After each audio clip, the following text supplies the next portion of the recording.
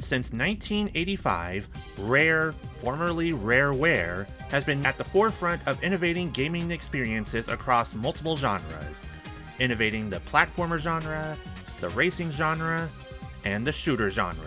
The 1997 GoldenEye would become one of Rare's most successful titles, popularizing the first-person shooter genre on home consoles after the multiple shooters from id Software gave computer gaming one of its biggest advantages over home console gaming at the time. Back then, there were no other games like GoldenEye on any home console, so given the history of Rare, one successful title had to have a follow-up to it. The original plan for a GoldenEye follow-up was going to be a game based on the 1997 James Bond film Tomorrow Never Dies. However, Rare lost the rights to the Bond license to Electronic Arts, who would go on to make their own game based on the film, which would not achieve the same level of success that Rare's GoldenEye did. According to developer Ken Lobb, whose GoldenEye weapon Klob was named after, ideas for Rare's adaptation of Tomorrow Never Dies would include a female main protagonist, aliens, and futuristic add-ons to weapons. Ideas that did not make sense within the Bond universe. And after losing the Bond license, all those ideas would instead be used for an original game set in the future, Perfect Dark. Perfect Dark would improve on everything that made GoldenEye successful with improved visuals, unique weapons, an original story, on top of that familiar first-person shooter gameplay from Rare. The game would be so much bigger than GoldenEye that it would require the Nintendo 64 expansion pack, one of 5 games to require it. It would be one of 2000's most successful games, but in 1999, while Perfect Dark was being developed, a new company would be formed by devs with experience on GoldenEye and Perfect Dark, with assistance from publisher Eidos Interactive, Free Radical Design. One of Free Radical Design's founders was David Doak. Doak's experience with Rare includes Donkey Kong Country 3 Dixie Kong's Double Trouble, Perfect Dark, and GoldenEye, with his likeness being used to create the minor NPC Dr. Doak in the game. Following him would be developers Steve Ellis, Carl Hilton, and composer Graham Norgate. The first game developed by the newly formed Free Radical Designs would be called Redemption. Redemption was the original title before it became Second Sight, a game that actually would not be released until 2004. The game would be put on hold when the opportunity came to work on a launch title for the PlayStation 2, the game that would become TimeSplitters. With GoldenEye and Perfect Dark having a narrative-focused single-player mode, with multiplayer modes supplementing their respective experiences, adding to the game's replay value, it was decided that TimeSplitters would focus primarily on being a multiplayer shooter, with the single-player experience being the supplement. Eidos initially rejected the pitch for the game, since under the original pitch, all that was known about the game was that it was simply a multiplayer game, followed by its updated title, Multiplayer Shooter. Eidos rejected the vague-sounding game, but Free Radical Designs took that rejection and used it to motivate themselves to continue the game, still wanting to make the primary focus on its multiplayer modes. The third pitch to Eidos was successful, and the 15-person team was given 16 months and a 6-figure budget to complete and market the game. Development on the PlayStation 2 already gave TimeSplitters a few significant advantages over developing for the Nintendo 64. For starters, the game would run at 30 frames per second instead of the limited 12 frames on GoldenEye, and a frame rate in the 20s for Perfect Dark. The controls for the game would be fully customizable, and with 2 analog sticks instead of 1, movement would be a lot easier for the player. While multiplayer modes were the main focus of the game could still be a single-player experience with a campaign similar to the GoldenEye and Perfect Dark campaigns, where the game's difficulty determined how you're supposed to clear each stage and what rewards you could unlock. TimeSplitters was released in October and November 2000 as a launch title for the PlayStation 2 in North America and Europe. Reviewers who had experience with GoldenEye and Perfect Dark praised the game for giving PlayStation owners the chance to experience the type of shooter that had helped define the legacy of the Nintendo 64. However, reviewers did note its lack of depth when compared to other home console alternatives. This would be addressed with the game's sequel 2 years later, releasing on not only the PlayStation 2, but the Nintendo GameCube and Xbox. With the studio increasing in size, more resources were given to TimeSplitters 2 to help the game be viewed as a vast improvement on the single-player experience by fans and reviewers alike. And even without the single-player improvements, the game was still regarded as an upgrade for its improvements to the multiplayer experience. Ellis himself would call TimeSplitters 2 the best thing Free Radical did, looking back on his involvement with the company. There would be one more TimeSplitters game released after this, TimeSplitters Future Perfect. Future Perfect would introduce online capabilities to the PlayStation 2 and Xbox releases, and would be published by Electronic Arts, the same company that plucked the Bond license from Rare. After TimeSplitters 2, Free Radical Designs switched publishers. They partnered with Activision to finally release their very first game that they worked on, Second Sight. However, Activision would abruptly drop Free Radical Design during development. But since Free Radical Design was able to retain all the IPs they worked on, the only challenge they faced at that point was finding a new publisher. And in 2004, Second Sight was finally released, published by Codemasters. And after Electronic Arts published Future Perfect in 2005, Free Radical Design would partner with Ubisoft to release what would be their last game, Haze. Haze would be a sharp departure from what made the TimeSplitters trilogy a success. With pressure from Ubisoft to keep up with the costs of developing games on new hardware, and the success of realistic military shooters like Halo and Call of Duty, the team at Free Radical Design felt like they had no choice but to make a game which would become a PlayStation 3 exclusive and be marketed as the Halo Killer. Ultimately, the game would be considered one of the worst games released in 2008. After this, Free Radical Design was approached by LucasArts to develop a new Battlefront game from the Star Wars series. According to various Free Radical Design alumni, LucasArts failed to provide any resources to the studio, which had already suffered from the poor reception that Haze got. LucasArts, on the other hand, had claimed that it was Free Radical Design that missed important deadlines and prevented them from getting updated on any progress of the game with them. Regardless of what happened between the two companies, Free Radical Design shut down in December 2008. It was then revealed that Free Radical Design had been working on a fourth TimeSplitters game and an HD port of TimeSplitters 2 for the Xbox 360. A few months after the closure, all the assets and remaining employees of Free Radical Design were acquired by Crytek.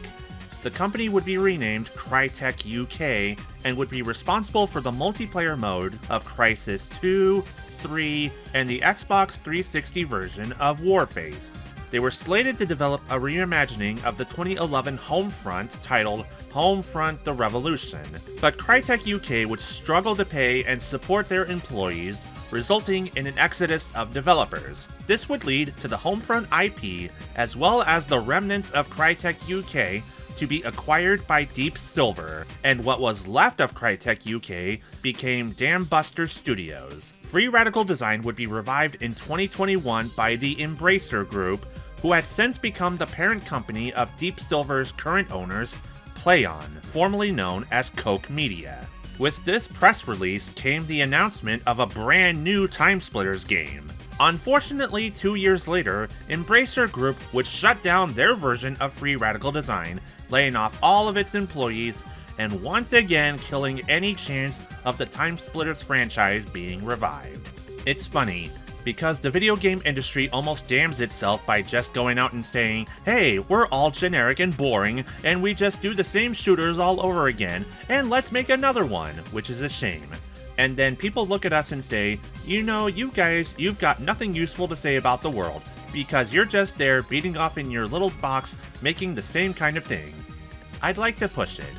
I think with TimeSplitters, we were also trying to push it, because we're saying, these shooting games, let's not take them too seriously because it's good fun.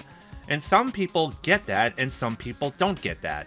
It's most disappointing when sometimes in the States people get TimeSplitters and say, well, why is it so stupid? Well, it's just trying to be fun. Doak, who helped launch Free Radical Design, left the game industry and has since become a lecturer for the Norwich University of the Arts. Norgate became one of the few employees that stuck around with Deep Silver, with his most recent contributions to the studio being the audio director and sound effects designer for Dead Island 2, Dambuster Studios' most successful game to date. Hilton's most recent work in video games was the 2019 Team Sonic Racing as the game's studio director. Ellis was part of the Free Radical Design revival and closure. I've lost count of the number of times over the past 20 years that someone has approached me about a TimeSplitters remaster. It's definitely double digits. I've been through the process so many times where I've budgeted it up for them. What people expect a remaster is that it's going to be quick and cheap to make, but the whole concept of TimeSplitters was about having a massive, diverse range of environments and characters. It's exactly the kind of thing that you can't do quickly or cheaply. The main thing that has multiplied the cost of making games these days is the cost of asset creation. So if you are trying to make 120 characters to modern standards, that is not going to be quick or cheap. If you're making a load of diverse environments with hardly any asset reuse, that is not quick or cheap. Originally innovating the first-person shooter genre with Rare, taking their talents outside of Rare to form Free Radical Design to push the genre further with the TimeSplitters trilogy, only for their accomplishments and their own studio to be squashed by the advancements and expectations of AAA studios. In 2024, all 3 of the TimeSplitters games were released as emulated ports exclusively on the PlayStation Store, playable on the PlayStation 4 and 5. Meanwhile, both of the TimeSplitters precursors, GoldenEye and Perfect Dark, can be played on both the Nintendo Switch and the Xbox family consoles. It could be argued that GoldenEye and Perfect Dark set the standard for how first-person shooters performed on home consoles, while all 3 of the TimeSplitters games set to remind people of how fun the genre could be. When the more serious, gritty, realistic open-world shooters became the norm in the eyes of the hardcore gamer and the AAA publisher, the fun element of shooters had become lost. Lost, but not forgotten.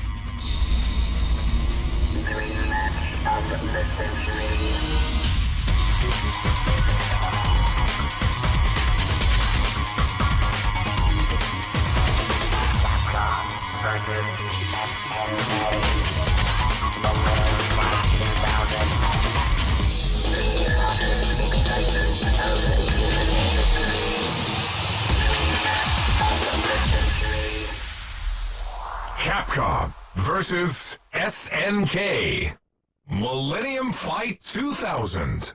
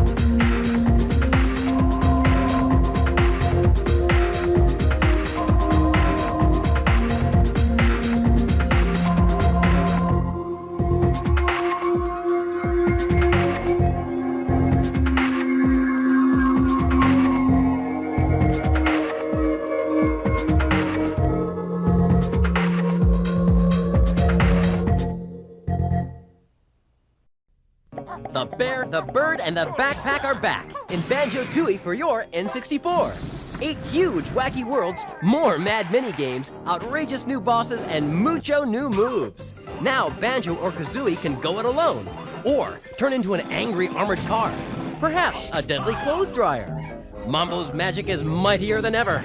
And wait till you try the new 4-player modes. Banjo-Tooie for N64. Where do they find all this fun? Now pay attention, 007. I want you to take great care of this equipment. And you might be... Bond. James Bond.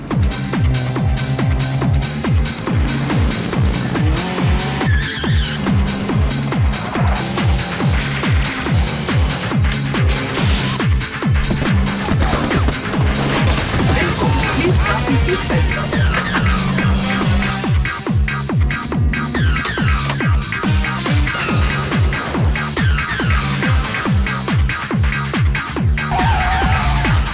Will you need collision coverage? Yes.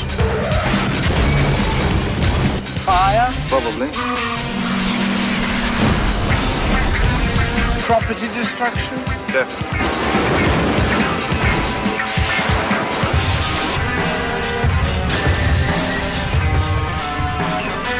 No more foreplay.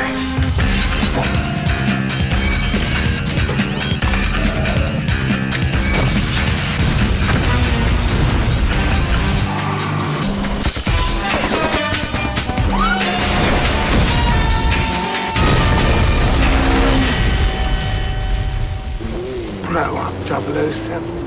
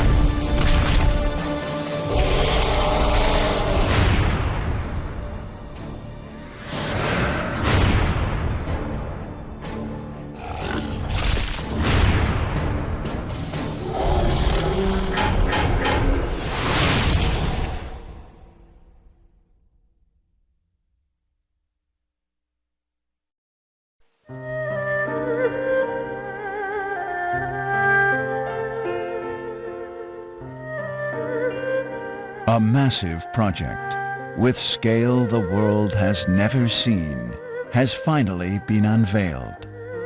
It's not an RPG. It's not a movie. A world that transcends games.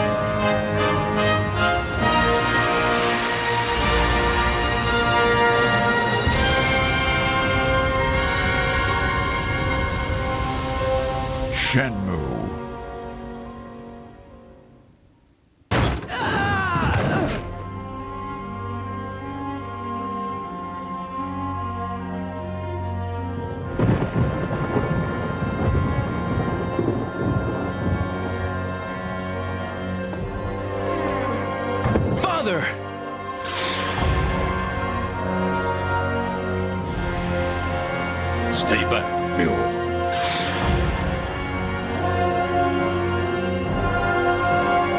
For the last time, where is the mirror?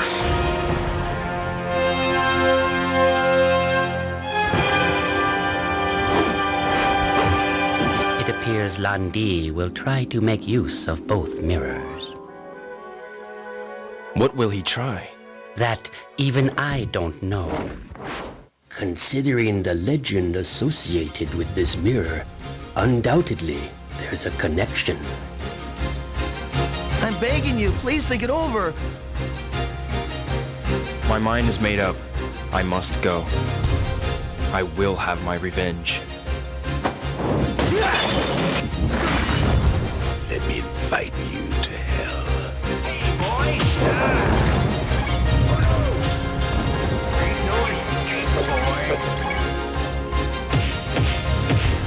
Perhaps find that mirror and then we'll talk.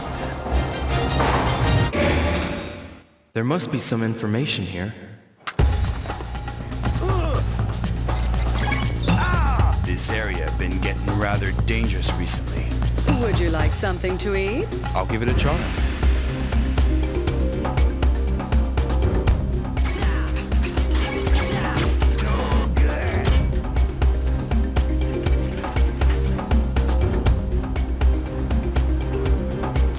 First, I'll teach you the steps. Step forward, step again. Then kick. Okay. Unbelievable, man! Hey, stop! Damn! Later, sorry.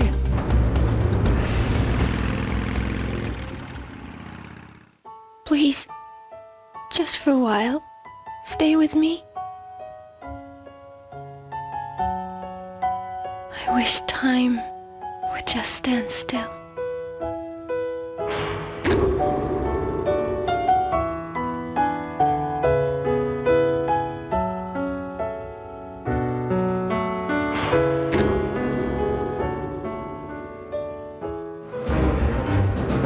Don't you dare touch her! Instantaneous judgments will affect your fate. So you know about Landy. Just who the hell is he? Every experience will differ from another. I'll only tell you if you prove stronger than me.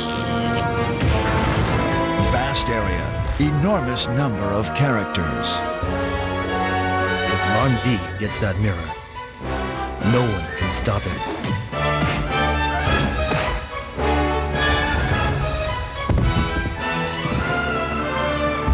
Is this a game? Father! Keep friends. Those you love.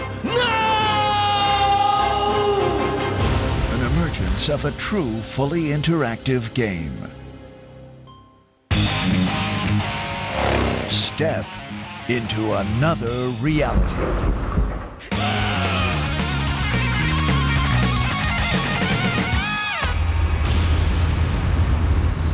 Shenmue.